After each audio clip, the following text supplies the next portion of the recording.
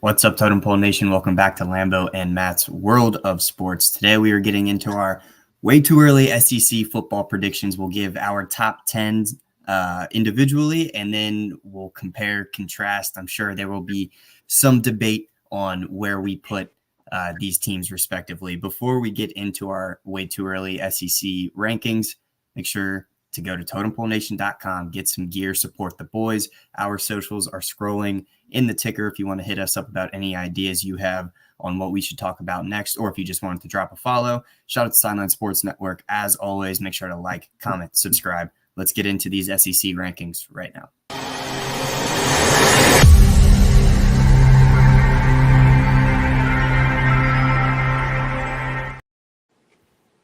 Who's your top 10? Because I'm not going first. I got you, brother. I got you. So no surprise here. I'm keeping Georgia at my number one spot. Obviously, they lost to Bama in that SEC championship last year, and that kept them out of the Final Four. But they did go ahead and beat I guess they beat half of that FSU team. Most of those guys opted out or were hurt. But it was 63-3. All right. So we know that the depth the Bulldogs have is unrivaled in the country. They are an NFL factory. They can bring in their third strings and they will go out there and dog walk your starters if they want to, right? So I've still got Georgia, 9 incoming transfers. Their top 2 transfers, wide receiver Hicks, he had just under 450 yards last year for Vanderbilt in his freshman year. So 6'3", 190, he's only going to get bigger, faster, stronger. 450 receiving yards on a Vanderbilt offense in your freshman year. I'm liking what I'm seeing. They needed the replacement at the wide receiver spot after losing a couple guys the past 2 years. They're also bringing in running back Trevor Etienne from Florida, who, if you watched any of our college football coverage during the season, you know we weren't the biggest fans of Florida as a whole, but we were fans of Etienne. We wanted him to get more touches. He was electric. Having him on this Georgia offense is going to do nothing but make him seem even better than we already thought that he was. They are losing 24 transfers, so we have to take that into account. But because they are such an NFL factory, like I said, their third string could come in and dog walk one of your starters. So not really losing any production there. They're replacing guys that they did lose. I still have Georgia as my easy number one team in the SEC. Obviously, though, they lost in the SEC championship last year, so it's still out there as to who's going to come out on top in this conference. Number 2, even though they are Saban-less, I still have Bama, 12-2, lost to Michigan in the Rose Bowl. Caleb is in from Washington. Look, he built Washington into a program that was contending for a national title out of transfers, pretty much, at Washington. Not a historic powerhouse, a team that hasn't really had many postseason wins, big ones at least, since the early 2000s. So I trust him in what he can build. Having Alabama attached to his recruiting process just makes it easier. If he was able to build a roster like that in Washington, I have no doubt that he's going to continue success here. I am not saying that he is going to be as successful as Nick Saban by any means. It is the biggest loss a team can have in college football is losing the GOAT of coaching. But I do think Caleb is a good replacement. He's already built championship contending teams. Doing it at Alabama won't be the toughest task, I don't think. They are losing some top guys from last year: Trey Amos, Caleb Downs, Amar Niblack, but 15 incoming transfers, third-ranked class, many of whom have performed well at this level of ball before. Now, here is where I think we're going to disagree, because if I had to guess, you probably have Georgia and Bama in your top 2 as well. What's up, Coach Bald? I have an interchangeable 3 and 4 because I could not decide who would be at 3, who would be at 4. Here are the 2 teams. One of them I think you'll agree with. One of them you're going to hate. Ole Miss at 3A or 3B, and then Texas at the 3A and 3B as well. Now look here. Look. Last year, 2 losses, one of those losses being to Washington in the Sugar Bowl. The out-of-conference schedule last year is pretty similar to what it's going to be this year. You should just be able to chalk those up as wins. So then we just go to the SEC schedule and we see, can they get what they've got 4? You probably need 7 more wins. I think that they can get that. Now, obviously, there's going to be multiple games where I think it'll be close. The SEC is different from the Big 12. You don't have as many cupcakes. But that doesn't mean that they're less of a team than some of these, bottom 6 or 7 SEC teams. I just think that when they face those guys, they're going to show what they showed last year against Bama, and that's that they can compete in this conference and they can win in this conference. Last video, I went into the full depth of how I think Ole Miss is going to do, so I'll kind of abbreviate that. But Texas is bringing in the 5th-ranked transfer class. Quinn is returning at QB. They lost 2 great wide receivers and a good running back to the NFL. So I'm not ignoring that. But with the 5th-ranked transfer class, they're bringing in dogs at those skill position levels or skill positions from the SEC level. And multiple of those guys are from Alabama. So the talent difference that maybe you think Texas is going to take a couple years to adjust on a full SEC schedule, and that could be correct. I could be completely wrong in my prediction here. But the talent difference isn't really there. The guys that they've brought in to replace their stars that are leaving are of SEC caliber. It's not like they're just coming from some small Big 12 school up to Texas. No, they're going from Bama to Texas. They're going from Georgia to Texas. We saw that last year. A.D. Mitchell was from Georgia, went to Texas. Like they're good at recruiting guys. Sark specifically is good at getting these guys. He was a coach at Bama before he took the Texas job. That staff knows what they're doing in an SEC environment. I know you're a Texas hater, but I do think that Texas is going to prove a lot of people wrong this year in their first season in the SEC. So I have them and Ole Miss at the 3 and 4, and you can interchange them as you like, because honestly, I can't make that decision. Summary of the Ole Miss thing, just because we just did a video on it 5 minutes ago. Jackson Dart returning. He had a very efficient season last year. Some returners or wide receivers are returning. They're bringing in wide receivers, running backs, defense, everything in this number 1 ranked transfer class. And as we mentioned, they have a favorable schedule. So that's why I've got them at 4. 5 and 6 to me are also interchangeable because it could go one way and I can see it going another. That's the beauty of doing these predictions in May. You can make adjustments on the fly. LSU at 5, Missouri at 6, and I think you could flip both of those if you wanted to. Yes, sir. Hey, Bald, what do you think about my Texas prediction here? I don't have Oklahoma up there, but I think Texas could do some damage. Let me know what you think with that. So LSU obviously losing Jalen Daniels, Malik Neighbors, Brian Thomas Jr., and more. They have 27 outgoing transfers, only 7 incoming transfers, but they're making some pushes for multiple high-caliber transfers right now at the top of their respective positions. They need to land them for me to seriously consider them in the same light as I did last year. They had the number 1 scoring offense in the country last year, obviously with the Heisman winner and 2 first-round wide receivers. So that's kind of where I am with LSU. I think that they could be the 5th or 6th ranked team in the SEC this year. I just don't see them being able to replace the insane amount of production that they're losing to the NFL and in the portal with the 7 to 10 odd guys that are coming in to replace those, And then when you look at their defense from last year, they were terrible. 28 points per game allowed. And now you don't have an offense. I mean, maybe not. Maybe they do. We haven't seen them on the field yet. But at least on paper, it doesn't look like they really have an offense that's going to be able to go out there and put up the highest scoring team in the country, 43-something points a game.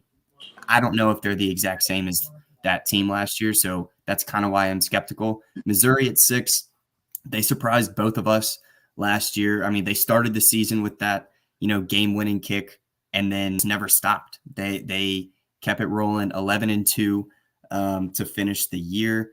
Beat Ohio State in the Cotton Bowl. Obviously, Ohio State was without a bunch of guys, but so was Missouri. No major losses on the roster through the transfer portal. Most players transferring out are going to less competitive schools and conferences to get playing time, which bodes well for the guys that they already have on the roster. They're bringing in a top 20 transfer class. Lots of help boosting the trenches on both sides, offense and defense. They've got plenty of tackles, guards, centers, and then on the flip side, edge, D-tackle. I just really like what Missouri is doing. The only thing that's keeping me away from definitively putting them above LSU at this point is just the thought of, the home games at Missouri versus a home game at LSU. I'm taking that home field advantage in Baton Rouge 10 times out of 10, Next up, 7, 8, 9. I think these guys are all going to be in the same realm. That's Texas A&M, Oklahoma, and Tennessee. I don't really care where you put them, 7, 8, and 9. I think they're all around an 8 to 9-ish win team. Elko from Duke helping out A&M, 4th-ranked transfer class. On top of, now obviously they lost a bunch of transfers after the Jimbo thing, and he was continually bringing in top 5 recruiting classes every year, but a lot of those guys weren't staying just because the culture at A&M was seemingly terrible, and that's why they had to do a hard reset in the middle. So a 7-6 season, when it was as hectic as possible, I think bodes well for what's going to come this year with new leadership. Maybe not better leadership, quote unquote, but Elko, I think at this point you'd take over Jimbo 10 times out of 10. So I'm rolling with what Texas A&M's got going on. I still think that they're 8 to 9 win team. 9 is on the high side for me. Oklahoma, same thing, 8-ish win team, maybe 9 if they get lucky. But look, their out of conference schedule is so easy. It's an automatic 4 wins. We'll have to see how Tulane replaces a lot of those guys that did sit out last year in that bowl game against Tech. They lost their quarterback to the NFL. I'm sure will be on a practice squad or whatever, but they lost a lot of guys at Tulane. Oklahoma is doing nothing but rebuilding from a spot where they were already good. So it's not even they had to do a full rebuild. They've got Jackson Arnold going to start at QB, who was, there will be a learning curve for a first-time starting QB, but he was a former top 10 prospect, top 5 quarterback in the country, number 1 player in the state of Texas, which if you've seen any of our recruiting trail videos, you know how deep and talented Texas is. We'll have to see if they match up in the SEC, obviously, but I don't think they struggle to get 8 wins just because those 4 out-of-conference games are, I think you could chalk it up now as 4 dubs. Tennessee lost Joe Milton. You can view that as a negative or positive, considering how you judged his game. They went 9-4 last season, demolished Iowa in their bowl game. And they have, I'm not even going to attempt his last name, but Nico at the QB. He's a redshirt freshman. He was the number 2 QB and number 2 overall player in the class of 2023 behind Arch Manning. So I know there's a lot of people that think Arch could start this year at Texas if Quinn had decided to leave. But he's going to sit another year. In this case, for Nico at Tennessee, he's getting his opportunity as the next player in line behind Arch from that recruiting class. So I think Tennessee could do some serious things, but that could just be going 9-4 again, or 9-3 in the regular season and playing in a bowl game, barely missing that top 12 of the college football playoff. Now, the number 10 spot for me, and then I'll hand it over to you. I had no idea. Just no clue as to who I wanted here. And so who I have written down right now, you could talk me out of it so quickly when you get your list and we get down to these bottom rows. But to me, it's between Kentucky and Auburn.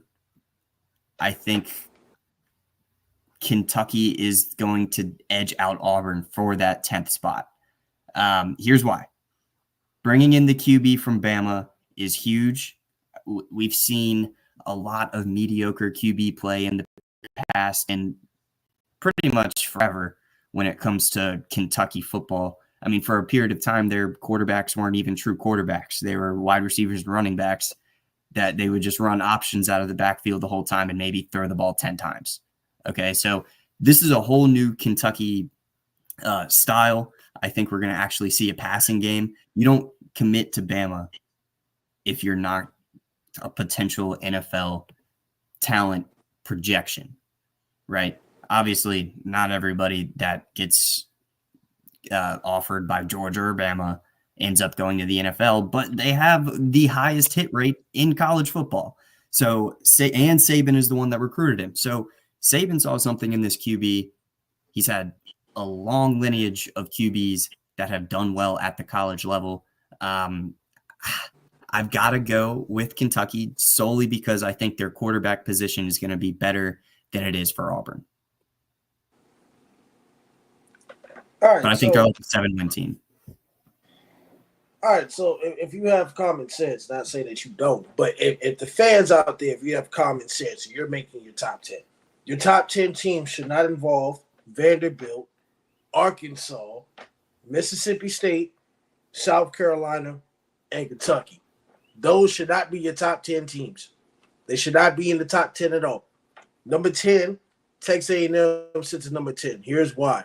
Mike Elko, he was the defensive coordinator for Notre Dame for 1 year. He was also, at A&M in the very early days. He was at 2 seasons with Duke, 16-9. The question is for Texas A&M is, and I know Jimbo Fisher has recruited a great recruiting class and it hasn't transpired on the field. It bothers me. It's the quarterback position, right? I think A&M is going to be better than what they were last year. Just by a little bit. But, the SEC is always tough. I think it's going to take Mike Elko a good 3 years to rebuild A&M. It's not like it was Duke and they already kind of have the pieces, just with Rodney Leonard at quarterback, and they had a great wide receiver and a great running back. I'm not saying A&M doesn't, but Duke and A&M are different, different teams. ACC and SEC. The ACC isn't as strong as the SEC. So that's why I put Texas A&M at the bottom 10, not as disrespect, but it's just like A&M always has talent. They always have the recruiting class. But it's like, what type of A&M team are we going to get? What type of team are we going to get from A&M? We know they have talent. We know they have dogs. And the problem that's been my concern is I know that he's a defensive head coach is how fast can he revamp that defense at A&M? I know he revamped that defense fast at Duke. You see what Duke did to Clemson? Great. The defense was great. It was efficient. The special teams was great as well. But this is A&M. This is the 12th man. They're going to have a lot of high expectations. They had all those down years with Jimbo Fisher. And I know A&M hasn't been the same since Kevin Sumlin and Johnny Manziel and Mike Evans. And they hadn't been the same. So I know A&M fans are going to be desperate. That's why I got A&M at number 10. At number 9, Auburn. I know Auburn's quarterbacks are not that great. And Peyton Thorne is out of Michigan State and whatnot. Hugh Freeze is one of the top coaches. Look what he did at Liberty. I know they beat Tech in one of those years, and that was just, upsetting and whatnot. But Liberty was pretty good. Even with his departure, they're still good. Now, they're not the first team in Virginia to go 12-0. That's a damn lie. Don't let the people lie to you about that at all. Just don't let them lie to you. They're not the first team in Virginia to go undefeated. That is not true. Now, Liberty went 12-0 without Hugh Freeze, obviously, but Auburn is just struggling a little bit. They need to revamp the whole offense. They need to revamp the defense. I know that Cadillac Williams was the assistant or was the interim before Hugh Freeze came there. They were 6-6. Do you remember that game? They had a chance to beat Alabama. They had a chance to beat Alabama, but you can't stop them on 4th and goal from the 31-yard line. It's those key errors and key mistakes. I know the quarterback ain't that damn great, but if Hugh Freeze still believes in him, then I got to trust Hugh Freeze because I know Hugh Freeze, he loves strippers. He loves strippers, so I got to trust him. Now, do I think Auburn's going to be 6-6 again? Maybe 8-5. They got to improve by 2 wins, at least by 2 wins. I don't know they're going to be 6-6 again. I know they play Alabama and all this other stuff with the 2 other teams of Texas and Oklahoma joining the SEC. I have to figure out and see. They have to impress me. I'm talking about impress me from start to finish. Don't impress me your first 3 games and then slack off. That's why Auburn is at number 9. Number 8, Tennessee.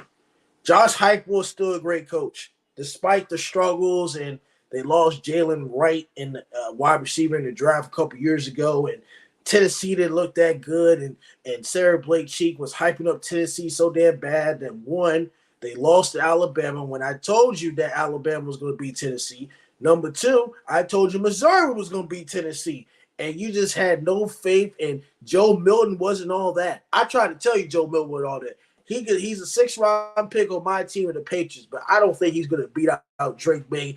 I think he's going to get cut in something. I guess we're just getting the quarterback to see whatever we have. Joe, and I'm not disrespecting him. Joe Milton can throw that ball 90 yards. It looks nice on social media, but he was very inconsistent. Let's just be honest. He was very inconsistent. I mean, I miss Hendon Hooker.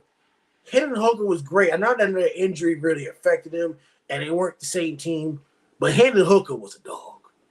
Hendon Hooker was a dog. You could brag about Hendon Hooker, but when Joe Milton came and took over and started, they were not that good. They relied on the running game a lot. The running game was great, but they couldn't throw the ball for anything. They lost to Florida. I mean, Billy Napier's on the damn hot seat. I don't have Florida in the top 10. Florida's last 5 weeks of the schedule. They have the toughest opponents in the last 5 weeks of the schedule. And you telling me that Billy Napier is going to turn around Florida? They're going to have the same record. They're not in my top 10. But I know Tennessee got that Nico kid at quarterback. We'll see. I'm not going to put too much hype on the guy. I hadn't watched him. I may watch him in some Elite 11, but that doesn't really mean anything. Elite 11, that's just drills and throwing the ball. I want to see him in game situations. And what is the offense going to be like? Is it going to be a run first? Is it going to be pass first? It's got to – the offense, what Josh Heupel likes to run, it's got to be in the quarterback's hands. It's going to be his first time, but we'll see how good Tennessee is going to be. Number 7, Oklahoma. The loss of Dylan Gabriel. Dylan Gabriel transferred twice. UCF to Oklahoma, now to Oregon. Now, we'll do Oregon later, but Oregon's got a squad without Bo Nix. They got a squad without Bo Nix. I don't know who their quarterback is, but the issue with Oklahoma at quarterback has never really been an issue. I know Spencer Rattler was not all that at Oklahoma, and Kelly Williams is a better quarterback, and Dylan Gabriel transferred from UCF after the injury. It's the defense. Brent Venables, your defensive coach. What happened to that defense you built at Clemson? What happened to the defense you built in Clemson? A great NFL defense you built at Clemson. And I know it's your third, fourth year. It hasn't transpired in Oklahoma yet. You're in the SEC. Half these teams have a better defense than Oklahoma. Oklahoma joined the SEC knowing that the defense ain't that damn good. They got beat by Kansas. Didn't Kansas put up 40, 50 points on them last year? Kansas? Was it Kansas? To be fair, Jalen Daniels, not Jaden Daniels, but Jalen Daniels. They're Jalen, yeah. He's a beast at QB. Yes. Yeah. So you're right. Losing to Kansas is inexcusable for Oklahoma in football, but considering who they had at quarterback, I'll give them a little bit of credit, just a little bit. Well, it's that part. I know Jalen with the Jalon was great, and Les Heupel at Kansas, very great. They're going to be great next year. Oklahoma, I don't think Oklahoma and Texas play each other this year, or whatever the case is. At the end of the day, but at the end of the day, when it comes to Oklahoma, they're joining the SEC in a very, very, very tough conference. It's tough. The SEC is known for NFL players. This is not the Big 12 where you cakewalk and your competition is Oklahoma State, Texas, and maybe Kansas. And that's it. The SEC with the schedule, you're gonna have to play Georgia. You may have to play Alabama. I didn't look at the schedule. Yeah, I know you gotta play Georgia. I know Texas and Oklahoma both gotta play Georgia, and it ain't gonna be easy. It's not going to be easy. So Oklahoma's at number 7. Number 6, Missouri is at number 6. Now, it was there between Texas and Missouri. You could put them at 5 or 6. Missouri with Brady Cook and Eli Drinksworth, the head coach. 10-2. Surprisingly, I was on the Missouri train from week 1. Missouri. Brady Cook, and I know their cornerback guy drafted in the NFL as well, and they got the running back also got drafted. I think in the NFL. I think he declared or he stayed. I think he wants in the NFL. I think as well. So they lost a lot of guys at the end of the day when it comes down to certain situations. Unreal Dizzy, I don't know who the hell you are, but what's good? When it comes to Missouri, I know they beat Ohio State without their quarterback, who is now the starting quarterback at Syracuse. Missouri is going to be a team that you don't want to sleep on at the end of the day. So Missouri is going to be at number 6. I don't think they're going to be 10-2 with the losses that they have. The 49ers guy, yeah, the 49ers will beat the Jets in week 1. The Jets are trash. We'll talk about that tomorrow. But when it comes to Missouri, I don't think it'll be 10-2 again. I may give them 9-3, 8-4, just with the loss that they have. They still have Brady Cook, but they got to replace the running back, some receivers, and some defensive guys. It's not going to be as easy as he once was. Number 5, you got to put Texas. I don't like Texas, and it's not a Cowboys thing. I just don't like Texas because even though they were 12-1 and they had one play away from the national championship, they're playing competition now. If I look at Texas' schedule, right? If I look at Texas' schedule, week 1, you play Colorado State, Bill Best, Jay Norvell. Coach Taylor went to see him. Not only that, but Bill Best is one of the great offensive line coaches in college football, along with Alex Mirabal in Miami. Colorado State, week 1. Michigan, the defending champions, week 2. Those first 2 teams are going to be tough. Now, Colorado State's record maybe wasn't that good, but they competed with Colorado. They should have beat Colorado last year. Let's be honest. They should have beat them. They should have beat them. One for 4 interceptions and a couple fumbles. But these teams are not cakewalks. You come into the SEC, Texas, it's not a cakewalk. Colorado State's not a cakewalk. Michigan, they're a cakewalk. Well, it's no Jim Harbaugh. It ain't got to be Jim Harbaugh. It's the Sharon Moore era, and they can still run the ball. They don't really need a quarterback. I think they got a mobile quarterback. They got number 10. They got a mobile quarterback. And then you play Oklahoma. My bad. I'm incorrect. Y'all play each other, Oklahoma and Texas. Mississippi State, that's a win.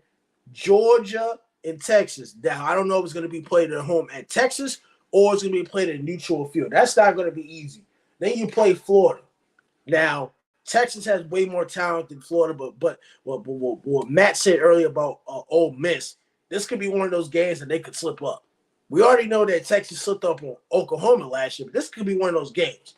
I don't think Florida has a better quarterback than Quinn Ewers and Arch Manning, but it's just one of those games that Texas could slip up. But then at the end of the season, you play Arkansas on the road. That could be a toss-up depending on how the quarterback is in Arkansas. You got Kentucky as well with the Alabama transfer that you said as well. But Texas A&M, Texas at Texas A&M at the end of the game. Depending on Texas' record, that's going to define whether they're, even though it's a 12-team playoff, depending on their record, because it's going to be a lot of teams in the top 12 with the same records, 10-2, 9-3, whatever.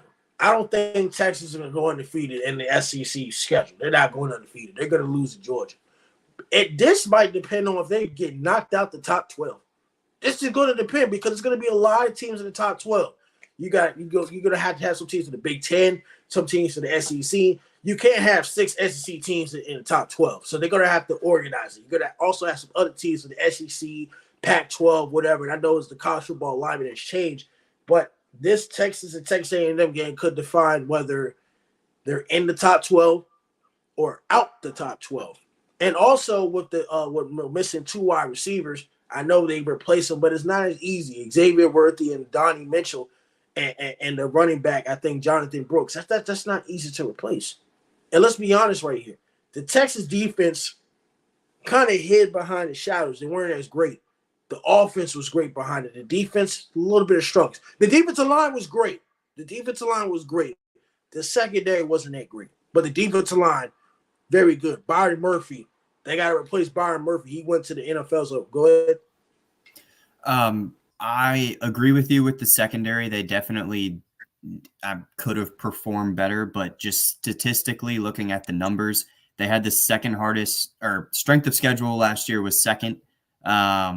And then their defense opponent points per game, they were top 15 in the country. So I'm not disagreeing with the analysis you had of their schedule is tougher this year just because there's so many SEC teams in there, not just a couple sprinkled in. And then, you're in conference games or Kansas State and shit like that. Like, I understand and I agree with you there. I also agree that the secondary needed to be a little bit better. Statistically, though, they were one of the top performing teams last year in that category. All right, number 4, LSU. Jaden Daniels is number 2 pick in the overall draft. Brian Kelly's still a great coach. Look what he did at Notre Dame. He took him to the national championship twice, but doesn't know how to win.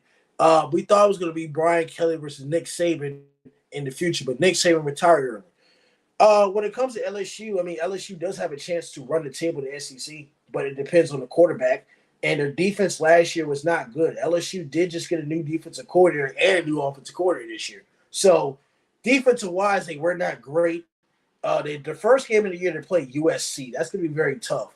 I know Lincoln Ryan does not have Caleb Williams, but as far as when USC comes, they know how to move the ball. Now, LSU should beat USC because I don't trust USC's defense. Also, USC has a different defensive coordinator this year as well. But look at the schedule, it's pretty light. They got Nicholls State week 2. South Carolina could be a toss-up. I don't know. Post Spencer Rattler, I'm not confident in Shane Beamer. Ole Miss is going to be tough. Arkansas at Texas A&M is going to be tough. Alabama, LSU is always a dogfight. It's always a matchup with Kalen DeBoer. I think LSU could upset Alabama because I'm not confident in the defense of Alabama. It's not a Nick Saban defense. And at Washington, they didn't rely on – at Washington under Kalen DeBoer, the defense wasn't that great either. It was offense. Their defense wasn't that great. They couldn't stop Michigan. And I know they went toe-to-toe with Oregon twice, but defensively, Kellen DeBoer is an offensive coach. So defensively in Alabama, when you're talking about Nick Saban, I know their offense wasn't that great last year, but defensive-minded, they were better. But I think the defense is going to fall off just a little bit just because without the presence of Nick Saban. Of course, you play Oklahoma. Your final game of the year is Oklahoma. Oklahoma is not a team that you want to sleep on either. And then it could be a toss-up between LSU and Florida as well, with Florida having the toughest schedule out of the next 5 games. We'll have to see. I'm not worried about the offense. I'm worried about the defense because the defense was not that good next year. Yes, we would do a Big Ten prediction video. The Ducks got to be in the top 10. Yeah, we'll do that. We'll do all that. I got ideas in my head. It's going to be done. But the SEC got to get done first. It's got to get done first. Number 3. I typed that one because our guy Frankie has been spamming the Oregon. So I wanted to type this in here and let him know that we will be doing a Big Ten video as well, and he will get his full share of Oregon Ducks content in the coming weeks. So don't worry. Don't stress, Frankie. It's on the way. Number 3, Ole Miss. I've already mentioned the transfers. Lane Kiffin is one of the top coaches in the SEC. If I'm ranking coaches in the SEC, it's probably maybe, if I'm correct, Brian Kelly and Lane Kiffin, and maybe you could put Steve Sarkisian. No, excuse me, Kirby Smart. My bad. Kirby Smart, Brian Kelly, Lane Kiffin, and Steve Sarkisian. Steve Sarkisian did go to the close to the national championship, but Ole Miss at 3 with all the transfers. They got I wouldn't say easy just schedule, but they got a winnable schedule. Now, there's going to be a team where they probably might lose to. Bad Pat thinks it's Florida. I think it could be Wake Forest at Wake Forest. It's not going to be very easy to win all 12 games. I know I said 11-1, 10-2 at the worst. It's not going to be very easy because I think Wake Forest is going to get better. I don't think Florida's going to improve. I think they could get upset by Arkansas or somebody like that. We'll have to see. But with the pieces of Juice Wells and all the transfers they built in, they were number 1, number 2 in the transfer portal. The transfer portal is very, very important, so Ole Miss would definitely be a top 12 team. Number 2, number 1, Alabama is number 2. Number 1 is in Georgia. Alabama, I like Ken DeBoer. He's won everywhere he's went, but the defense is going to fall off just a little bit. Now, I don't think Alabama is going to represent the SEC. I think it's going to be a toss-up between them and Ole Miss. It's whoever wins the SEC in their little division that they have. And I already think Georgia on the other side is going to go. It's going to be between Ole Miss and Alabama. Now, Alabama's offensive line needs work. I'm not worried about the quarterback. The quarterback will get better. Kalen DeBoer knows how to develop quarterbacks. He developed Michael Penix Jr. He's number 8th overall pick by Atlanta, and number 8 or number 9 pick overall by the Atlanta Falcons.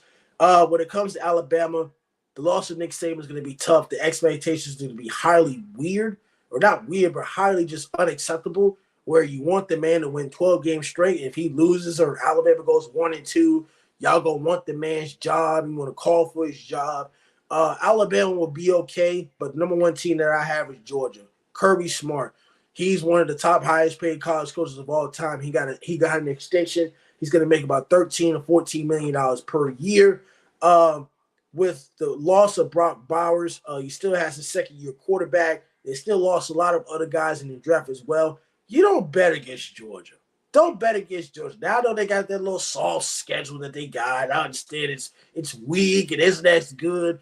Don't bet against Georgia, right? Don't bet against Georgia. Now I know they don't have Stetson Bennett and whatnot, but they'll be okay at the quarterback spot. The defense is top notch, is great. Kirby Smart is known for running a defense. One of Nick Saban's assistants at Alabama, but yes, that is my top 10. Georgia's going to stay number 1. Georgia will represent the SEC. They will be one of the top 10 teams, top 12 teams in a bowl game, and probably being a national title. But top 10, like I said, if you just join in, 10 is A&M, Texas A&M, 9 is Auburn, 8 is Tennessee, 7 is Oklahoma, 6 is Missouri, 5 is Texas, 4 is LSU, 3 is Ole Miss, 2 is Alabama, and number 1, Georgia. How about them dogs? So I am pleasantly surprised here. We really aren't that different in these rankings. The only things that are, noticeably different, I think, from the surface is that I have Kentucky at like my 10 spot and you have Auburn at 9. So I think when you look at records from last year, production that's returning and production that's coming in through the portal and classes, you can interchange that Auburn and Kentucky, those teams, as you want, because where you're right about the, Hugh Freeze down there in Auburn, Stoops over in Kentucky's not just a run-of-the-mill coach either. Like, he's had success at this level. And then outside of that, we had like Texas. My dog is barking, excuse me. But Texas, we only have like 1 or 2 spots different. We have a really, really similar list. I thought we'd have a little bit more of a difference. Let me mute myself when my dog is barking.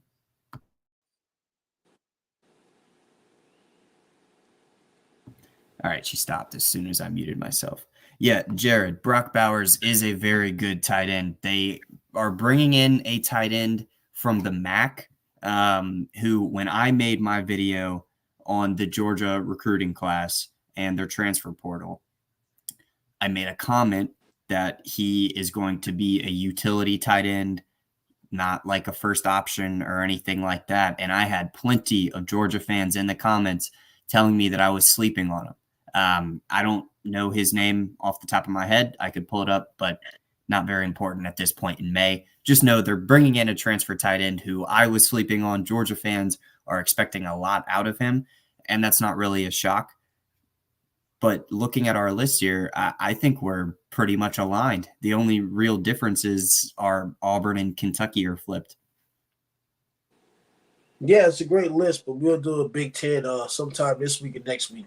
But the next video will definitely be the Big Ten prediction video because you got Oregon in there. I think you got Colorado in there, and the Big Ten is Colorado's in the Big 12. Big 12. But Oregon's in there. There's a lot of good. It's a lot of good teams in the Big Ten. Washington. A lot of good teams in the Big Ten. And then we got to talk about Big 10 or Big 12.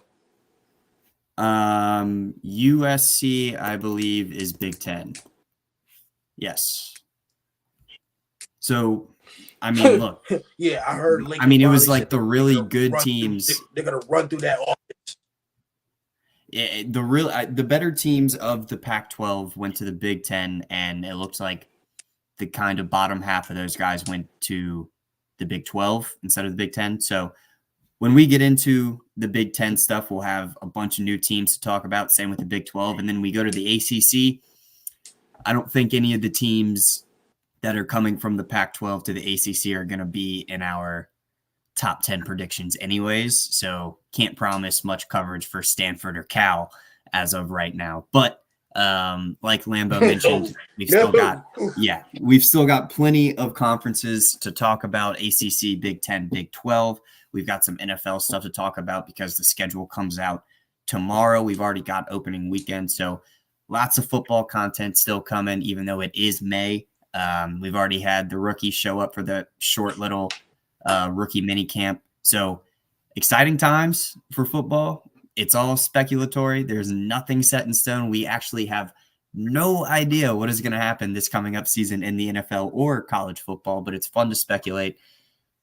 For right now, that's all we've got for the very early SEC predictions. Thank you, everyone, for watching. Make sure to like, comment, subscribe. Hit us up on our socials if you have ideas about what to talk about next. Shout out to Sideline Sports Network. As always, till next time, peace.